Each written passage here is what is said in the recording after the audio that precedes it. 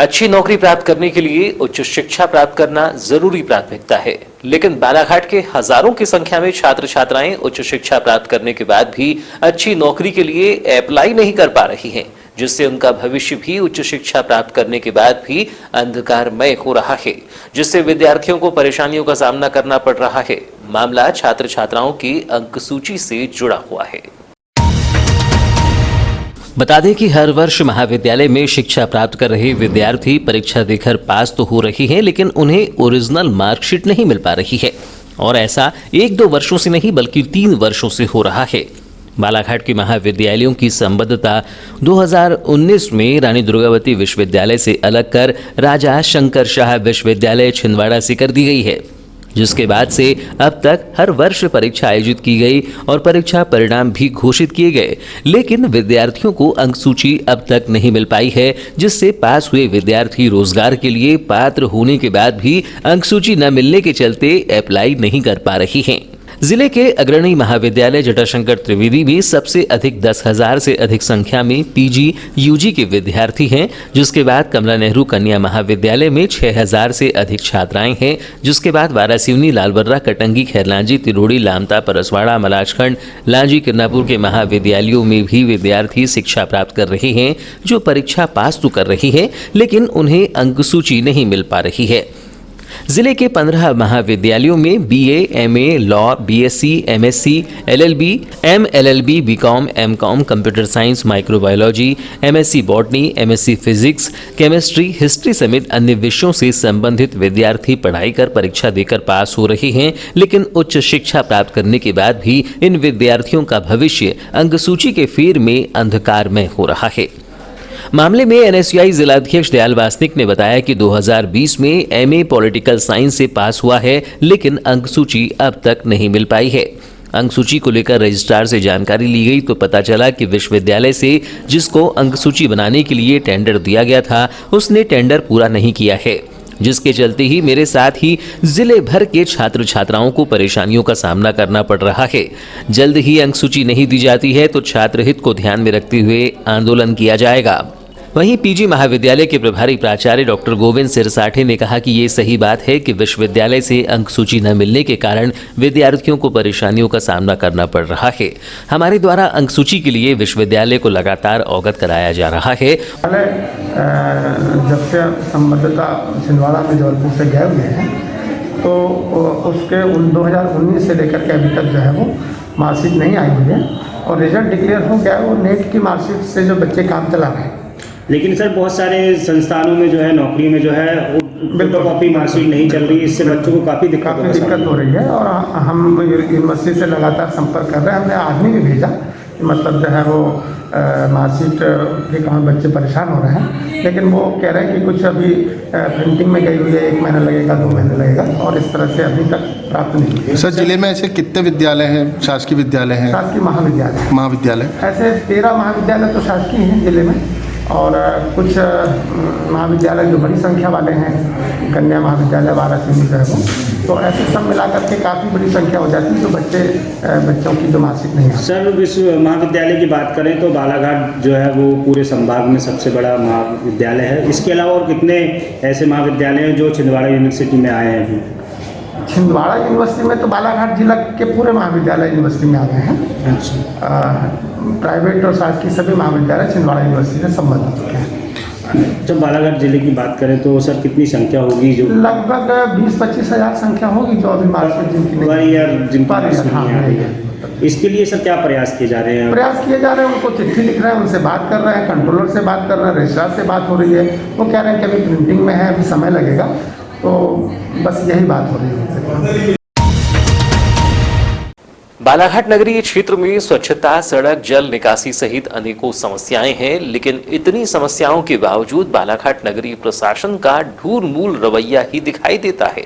कई आवेदन, कई शिकायतें मिलने के बावजूद समस्याओं का निराकरण नहीं हो पाता, जिससे आम नागरिक अपने आप को असहाय समझते हैं। बालाघाट नगर के बस स्टैंड परिसर में यूं तो बहुत सी अव्यवस्थाओं के आलम बने हुए हैं, लेकिन नगर पालिका के द्वारा बनाए हुए जल प्रदाय के 2 बड़े गड्ढों ने राहगीरों सहित वाहन चालकों को काफी परेशानियों में डाला हुआ है। बता दें कि नगर के कालीपुतली चौक सहित स्थानीय बस स्टैंड के समीप ही नगर पालिका परिषद के द्वारा जल आपूर्ति के लिए सड़कों पर वाटर वॉल स्थापित किए गए हैं, जिन्हें रोज नगर पालिका के कर्मचारियों द्वारा जल प्रदाय हेतु खोला और बंद किया जाता है। लेकिन इस वाटर वॉल को सुरक्षित करने लगाई गई लोहे की जाली इन दिनों खतरे का सबब बनती जा रही है, जिससे न केवल पैदल राहगीर बल्कि वाहन चालक भी काफी परेशान हो रहे हैं। वाहन चालकों के द्वारा बड़ी सावधानी से यहां से अपने वाहन निकाले जाते हैं। खासकर बस स्टैंड में स्थित एक निजी पेट्रोल पंप के सामने तो यह खतरे का सबब बनता जा रहा है। यहाँ पेट्रोल पंप में आने वाली बसों को काफी दिक्कतें होती हैं, जिसके चलते अधिकांश बसें सड़कों पर आ जाती हैं और जाम की स्थिति निर्मित हो जाती है। नगर के बस स्टैंड की व्यवस्थाओं को व्यवस्थित करने तैनात यातायात विभाग के एएसआई ने बताया कि गड्ढों के चलते कई बड़े वाहन यहां से निकल नहीं पाते हैं। बसों को निकालने में भी दिक्कतें होती है, जिससे जाम की स्थिति भी निर्मित हो जाती है और आवागमन प्रभावित होता है। कई बार दोपहिया वाहन इन गड्ढों से निकलते हैं और अनियंत्रित हो जाते हैं, जिससे किसी बड़ी दुर्घटना का अंदेशा बना रहता है। यातायात इसलिए बाधित होता है कि बस का आवागमन भी होता है, लोग पब्लिक पैदल आना जाना करती है। ये गड्ढे को मरम्मत नहीं किया जाता, उससे क्या है, सकरा रोड है और कभी भी कोई भी यहाँ दुर्घटना हो सकती है। और क्या है, बसें बड़ी रहती हैं और उसको घुमाने में दिक्कत जाती है। यहाँ जाम इसी कारण लग जाता है। बार बार बोलने के बाद भी ये दुरुस्त नहीं हो पा रहा है। और क्या है कि यहाँ पे जो दोनों गड्ढे हैं, इससे आवागमन बहुत बाधित होता है, बहुत परेशानी होती है ट्रैफिक में। तो दुर्घटना होने की भी संभावना बनी रहती है। कभी हुई इससे दुर्घटना ऐसी कुछ? हाँ, कई बार मोटरसाइकिल वाले वहाँ अंदर घुस गए हैं। क्या है, सीधे आते हैं, देख नहीं पाते, कई बार चले जाते हैं, कई बार पैदल वाले भी चले जाते हैं। कुछ बूढ़े लोग हैं बेचारे, उनको पकड़ के ले जाते हैं, वो अचानक देख नहीं पाते, इसलिए वहाँ पर घुस जाते हैं। कई बार पकड़ के, कई बार मैंने निकाला है उनको। अच्छा बताएं, कितने दिन से ये मतलब इसी हालत में पड़ा हुआ है ये चैम्बर? भैया बहुत दिन से पड़ा है ये। नगर में आपसी विवाद के बाद एक युवक ने एक अन्य युवक की धारदार हथियार से हत्या कर दी है। कोतवाली थाना क्षेत्र के वार्ड क्रमांक 10 में निवासरत अफसान अली और वार्ड के ही एक अज्ञात युवक के बीच किसी बात पर विवाद हो गया और अज्ञात युवक ने धारदार हथियार से अफसान पर हमला कर दिया, जिससे उसकी मौत हो गई। इस मामले में पुलिस ने प्रकरण दर्ज कर लिया है। जानकारी के अनुसार कोतवाली थाना क्षेत्र अंतर्गत वार्ड क्रमांक 10 रजानगर निवासी 20 वर्षीय अफजान अली शाम को वार्ड में स्थित जामे नूरिया मदरसे के पास बैठा हुआ था। उसी समय वार्ड के ही एक अज्ञात युवक के साथ उसकी कुछ कहासुनी हो गई, जिसके बाद अज्ञात युवक के द्वारा अफजान पर धारदार हथियार से जांघ के पास हमला कर दिया, जिसके बाद युवक वहां से फरार हो गया। वहीं घायल अवस्था में ही अफजान भागकर घर पहुंचा, लेकिन अत्यधिक रक्त बहने के बाद बेहोश होकर घर के सामने गिर गया, जिसके बाद घर वालों और वार्डवासियों की मदद से तत्काल ही उसे निजी वाहन से जिला चिकित्सालय लाकर भर्ती कराया गया और कोतवाली थाने में घटना की सूचना दी, जिसके बाद कोतवाली थाने का बल और सीएसपी अपूर्व भलावी भी मौके पर पहुंचे, लेकिन उपचार के दौरान ही अफजान ने दम तोड़ दिया। बताया जाता है कि अत्यधिक रक्त बह जाने के बाद अफजान की मौत हो गई। वहीं अफजान की मां और परिजनों के बयान पुलिस ने दर्ज कर लिए हैं। मामले में सीएसपी अपूर्व भलावी ने बताया कि 20 वर्षीय युवक पर धारदार हथियार के हमला करने की सूचना आई थी, जिसे जिला चिकित्सालय में उपचार के लिए भर्ती कराया गया था, लेकिन कुछ देर बाद ही उसकी मौत हो गई। युवक का 12 फरवरी की प्रातः पीएम कराया जाएगा। उन्होंने बताया कि मामले में प्रत्यक्षदर्शियों और परिजनों से चर्चा की जाएगी। जो भी आरोपी होगा उसे तत्काल ही गिरफ्तार कर लिया जाएगा। एक सूचना मिली थी हमारे अस्पताल से कि अफजान अली करके एक युवक है 20 वर्षीय, उस पर किसी ने चाकू से वार कर दिया है, तो घायल अवस्था में अस्पताल लाया गया था, तो जिसका प्राथमिक उपचार यहाँ पे स्टार्ट हो गया था। तो जैसे हमें सूचना मिली थी, तहरीर आई थी, तो तत्काल हम लोग ने पुलिस मौके पर भेज दी थी। फिर पता चला कि कुछ देर बाद उसकी मृत्यु हो चुकी है, तो अभी उसकी मृत्यु हो गई है, तो पीएम उसका कल कराया जाएगा, जिससे स्पष्ट और मृत्यु का कारण पता चल जाएगा। सर, पता चला कि कितने हमला किया है? उसकी अभी विवेचना की जा रही है, क्योंकि अभी चक्षुदर्शियों और जो इनके परिजनों हैं उनसे पूछताछ की जाएगी। जो भी आरोपी होगा उसे तत्काल पकड़ा जाएगा। कितने गाँव मारे क्या? वो मैंने पीएम रिपोर्ट के बाद ही मुझे पता चलेगा। जो प्रथम एक घाव दिख रहा काफ़ी बड़ा था, तो उसके आधार पे भी उसकी मृत्यु हो सकती है, बाकी पीएम रिपोर्ट के बाद ही क्लियर होगा। अभी तो पैसेंजर ट्रेन प्रारंभ नहीं हुई है और केवल बालाघाट से मालगाड़ियों का संचालन हो रहा है, तब मालगाड़ियों के गुजरने से शहर के सभी रेलवे फाटकों पर जाम के ऐसे हालात हैं तो महसूस किया जा सकता है कि जब लगातार पैसेंजर और मालगाड़ी ट्रेनें चलेंगी तब शहर के जाम के हालात कितने भयावह होंगे। विगत लंबे समय से शहर के बढ़ते आवागमन को लेकर रिंग रोड, बाईपास रोड और ओवरब्रिज की मांग की जा रही है, लेकिन जिले के सांसद हों या स्वयंभू कद्दावर नेता, शहर और जिले के लोगों को रेल सुविधाओं से लेकर रेलों के गुजरने से फाटकों पर होने वाली जाम समस्या के निराकरण का केवल और केवल झुनझुना पकड़ा रही है। वैसे तो शहर के 4 रेलवे फाटक शहर में जाम की स्थिति पैदा करती हैं, जिसमें बालाघाट गर्रा मार्ग, भटेरा मार्ग, बैहर चौकी और सरेखा रेलवे फाटक शामिल हैं। लेकिन बालाघाट शहर के सरेखा होते हुए गोंदिया मार्ग पर सरेखा रेलवे फाटक पर जाम की स्थिति से पूरा शहर जाम हो जाता है। चूंकि फाटक बंद हो जाने से शहर के इस ओर से लेकर सरेखा के उस ओर तक एवं बाईपास मार्ग पर भी वाहनों की लंबी कतारें लग जाती हैं। कहा जाता है कि फाटक खुलने के बाद यहां लगने वाले जाम को हटने में ही 1 घंटा लग जाता है, जिससे समझा जा सकता है कि जाम की स्थिति कैसी होती होगी। बावजूद इसके जनप्रतिनिधियों की अनदेखी से लोग जाम में फंसकर परेशान होने मजबूर हैं, जिससे लोगों में जिले की विकास की बात करने वाले शासन के जनप्रतिनिधियों और प्रशासन को लेकर काफी नाराजगी है।